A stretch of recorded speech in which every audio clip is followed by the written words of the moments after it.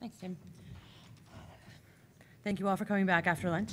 So I'm going to tell you today about some of the new results coming out of MiniRF that we have been working to collect and analyze since the beginning of the latest LRO extended mission, and show you some of the hot off the press, we just got down from the spacecraft about a week ago, data. So hopefully you'll find that as interesting as we do.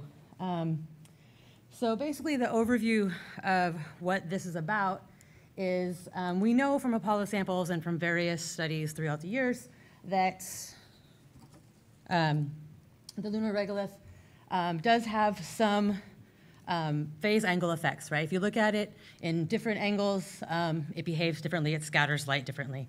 And so you can see here, this is a plot of regolith samples where you get this sort of upturn at low wavelengths, or not wavelengths, at low phase angles, and sort of more linear flat behavior at longer wavelengths, phase angles. I might do that a lot. If I say wavelength, I'm really probably meaning phase angle here. And so you see this sort of interesting behavior with the regolith samples, but we want to know how does that translate to all of the rest of the moon, right? These regolith samples are very fine-grained, and so we wanted to see what it looks like the rest of the moon, and one way to do that is to look at ejecta blankets of very young craters. So this is an example of MiniRF data of young craters, and they're very rough surfaces, and so you get this very high CPR, and it's very easy to see in something like radar. So we wanted to see what they look like and if we can make any connections between what we see at these longer radar wavelengths and what we see at these shorter optical wavelengths. So window. All right, so we use the MiniRF radar to do this. So MiniRF, for those of you who don't know, which probably is not very many of you, is onboard LRO, and it is a radar that has two different wavelengths. So the way it was designed is we have both S-band and X-band capabilities. So we can look at things using a 12.6 centimeter wavelength and a 4.2 centimeter wavelength. The radar receives, in its original configuration, we illuminated the surface with the radar wavelength and received scattered signal back into different polarizations, and this allows us to do some to do traditional sort of radar mathematics, and you get a lot of different parameters about the scattering properties of the surface. One of those things that you can do is you can create what's called the Stokes matrix, which is basically the way that the power is scattered back to the radar, and create daughter products from that, such as CPR. So CPR is the circular polarization ratio, and this is a map of the moon in CPR. And what it is effectively is the roughness of the surface on the scale size of the wavelength. So if we're illuminating things at 12 centimeters, or if we're in S-band, we're looking at things in the tens of centimeter type range. And X-band is a 4.2 centimeter wavelength, and so you're looking at things that are smaller in size. So in the original LRO mission, MiniRF was its own transmitter and receiver. Unfortunately, partway through the mission, the transmitter failed, and so we had to change modes. So this map here is a monostatic view. What that means is we transmitted and received the signal. But when the transmitter failed, we had to be a little bit more creative. So since 2012, MiniRF has operated in a bistatic mode. In the first extended mission, we used Arecibo as our transmitter. Arecibo has an S-band transmitter.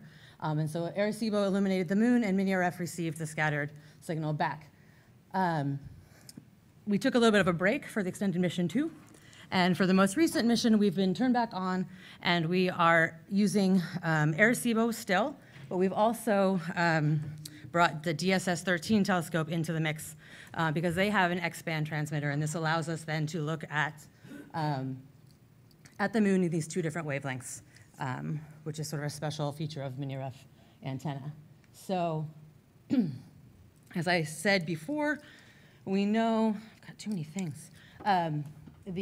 The lunar regolith has these sort of interesting properties with phase angle. And so the purpose of the Bistatic campaign was to look at what the moon looks like at these longer wavelengths as a function of phase angle. So for the radar, what that means is the phase angle, or beta angle, is the angle between the antenna from the Earth, signal coming from that, and the spacecraft. So you get this sort of angle in between.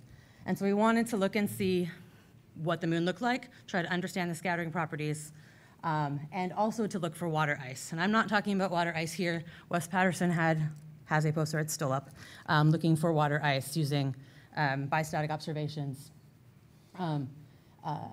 But the rest of it is just sort of exploratory. And so we're wanting to see if the ejecta behaves like regolith. So, all right, so what are we actually looking at? I find sometimes it's hard to understand what it means when we're saying S-band, X-band, what types of things are we actually looking at the surface. So I made this little chart about what sorts of things we're actually able to observe with mini-RF. So when you look at instruments that are in the visible or shorter wavelengths, you're thinking about grain-size features, very top layers of atoms, things like that. Radar is looking at much larger sorts of features. So these are our two wavelengths that we are examining.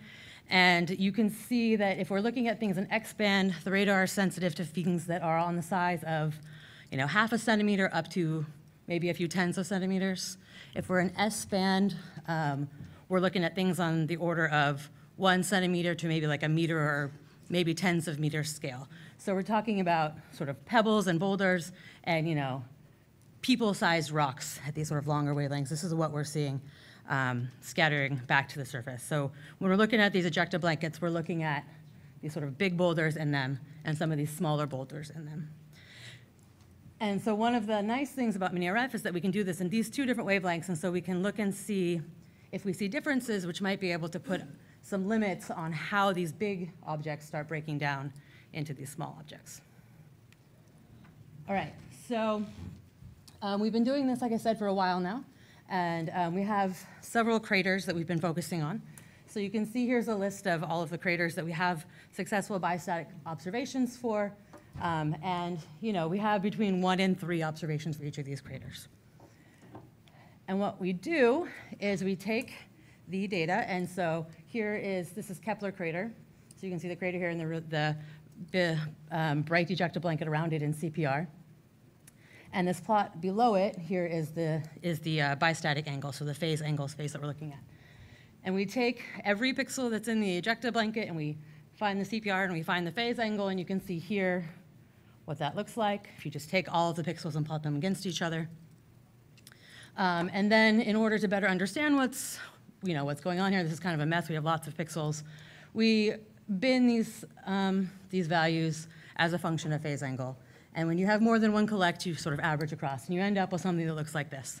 So this is CPR as a function of phase angle across this collect. And so we did this for all of the different craters that we have collects for. Initially, you can see here, and we started to see some interesting things. We do have some gaps. We're working to fill the gaps, but you can see that there's sort of these different behaviors that we see. You see shapes that are sort of reminiscent of what the regolith samples look like. Burgess A, which is a very young crater, has a very sharp upturn at low bistatic angles. Kepler kind of has this weird step feature. Maybe La Condamine S does too, if you want to draw that line in that gap there. But you see others like Bouguer, Harpalis, or Anaxagoras that are pretty flat, kind of across the board. And so that was sort of our first view of just sort of, you see this wide variety of scattering behaviors in ejecta blankets that are all ostensibly around the same age. So since we've been turned back on, we've been working to get more data to try to understand this a bit better. So I'm going to flip through a few of our more recent collects just to show you what they look like. So Schomberger A is this crater here. This is a S1 image, which is basically just the power return to the radar. And you can see then we have CPR and bistatic angle as well. And so you can see you get this bright ejecta, again, around the crater. And so we want to examine what that looks like. And so we've taken a few different regions within the ejecta blanket and done our analysis, and you see, again, this kind of stair-steppy shape at lower phase angles. if you don't stretch it quite so much and put it back with the other ones, it starts to look a little bit like, maybe like Kepler. You get this kind of flattening at low phase angles, but then dropping off longer phase angles. Hercules, we actually just got back down about 2 weeks ago from the spacecraft, so this is brand new. And you can see it also looks a little bit different, right? So we don't see any clear opposition effect at low wavelengths. Hercules, we managed to get almost down to 0 phase, which was really nice because you can really see if it turns up there. Basically, you just see this sort of flat behavior as a function of bistatic angle. Now, this is interesting because Hercules is actually not a Copernican crater. It's characterized as Eratosthenean, and so this might provide some sort of baseline for us in terms of age behavior of these craters. So at S-band, if you get into the Eratosthenean, maybe we don't expect to see any of these large boulders anymore, and so you're getting sort of this flat background behavior. And so we're probably going to use this as some sort of baseline in terms of trying to compare ages between different craters. So right now we have 9 different craters examined in S-band, and this is what they look like. You've seen most of these before. So again, you see some of these ones that have a clear opposition effect and some that really don't have much of anything going on. And then, you know, Kepler and the Condamine and maybe Schomberger A have this other weird stair-steppy behavior, which is a little bit different. It's not a clear opposition effect coming at low phase angles, but there is something that is raising the CPR at those angles. Now, like I said, one of the nice things at Mini-Ref is that we have both S and X band capabilities. So just to remind you, this is Anaxagoras. Here's the crater. This little crater is this little crater, just so you can reference yourself. And so this is what Anaxagoras looks like if you look at the CPR as a function of phase angle. Now, we don't have anything in their very low phase angles, but it doesn't appear to be wanting to turn up too much here. So this is, if you look at it in S-band, but what we can do then is look at it in X-band. So this is another new collect. We have 2 collects of Anaxagoras in X-band now, and those boxes are wrong, but this is the same collect. And you can see, here's the crater, and you get this bright ejecta around it. Here's the second collect, also just about a month old. You can see we can do the same sort of analysis here on this ejecta, and what we see is something that looks like this. So you have both, this is the 2 different collects, and this is their CPR as a function of phase angle. You see here we're at much lower angles here in sort of the ½ degree and onward in X-band, or 1.5 degrees. And you can see that maybe we're starting to see this little bit of a turn up here. So when you add those together, you can see quite clearly that you're starting to see some sort of effect. I've got like 1 slide left, at the very low phase angles. In X-band, which we didn't see in S-band, which might help us put some constraints on how these rocks are breaking down and what sorts of sizes are surviving since the age of Anaxagoras was formed. So this is just, again, to remind you, that we do see this at optical wavelengths, and now we're seeing it at radar wavelengths. Still a work in progress, but these observations do suggest that there is some clear behavior as a function of angle with scattering properties at radar wavelengths, and this might be, and we do see some indications that there is an age-dependent and a wavelength dependence to what we're seeing. So that's basically what I have. We're continuing to try to fill in the space around these craters and get the complete phase angle range. We try and get between 0 and 15 degrees, which is sometimes difficult, and hope to be able to do this in both X and S so we can try to put some constraints on how you might actually differentiate very young from young within Copernican. We've talked to Harry Hiesinger and Carolyn Vanderbogert, who are going to do some crater counting for us to try to get some crater retention ages for these craters, and hopefully we'll be able to then put some better constraints on how these ejecta blankets weather and age through time. And with that, take your questions. Yeah. Time for one quick one. Sorry, I tried to be fast. Wow'd you all. So it looks like your bistatic measurements are kind of limited to less than maybe like 20 degrees phase angle. Would you get anything from kind of slewing the spacecraft in a way that you could collect much larger phase angles? Is there information out there? We can actually get longer phase angles. So there, Okay. we tend to target around 0 degrees at the crater and through the spacecraft in order to give us that, because that's where we see the opposition effect. I'm not sure. We haven't tried to do these longer or a bit wider angles. I don't see why it wouldn't be possible. I'm not sure if it would definitely inform you about the scattering characteristics. So that would be interesting. I'd have to think about what it might tell you if you wanted to do any sorts of these comparisons. I'm not sure exactly what new information it would give us except for extending out the scattering properties. Thank you. Thanks, speaker, one more time.